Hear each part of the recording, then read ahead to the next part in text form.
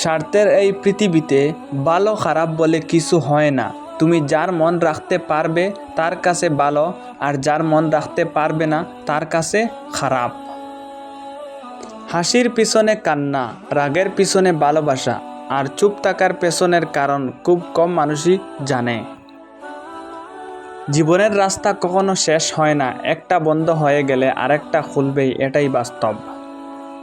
কারো প্রিয়জন হতে গিয়ে প্রয়োজন হয়ে যেও না। মনে রেখো, চা খাওয়ার পরে বাড়ের জায়গা কিন্তু ডাস্টবিনেই।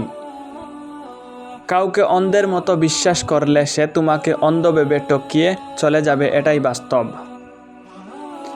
মানুষ অন্যের দোষ দেখতে বিচারপতি হয়ে যায়, আর নিজের দোষ ঢাকার জন্য উকিল হয়ে যায়, এটাই বাস্তব।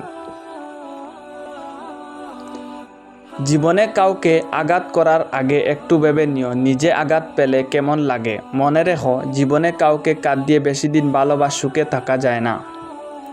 স্বপ্ন পালিয়ে যায় ঘুম ভেঙে গেলে, আর মানুষ পালিয়ে যায় স্বার্থ ফুরিয়ে গেলে।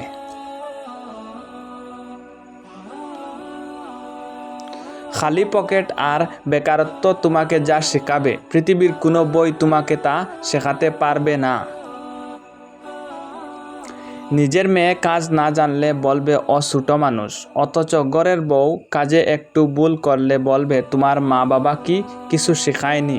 এটাই আমাদের বাস্তব সমাজ।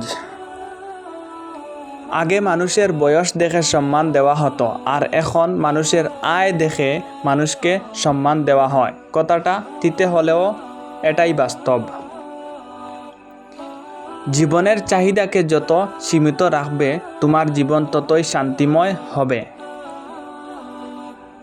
সুন্দর মানুষ খুঁজতে গিয়ে সুন্দর জীবনকে নষ্ট করো না, কারণ পৃথিবীতে সুন্দর মানুষের অভাব নেই, কিন্তু সুন্দর মনের খুব অভাব।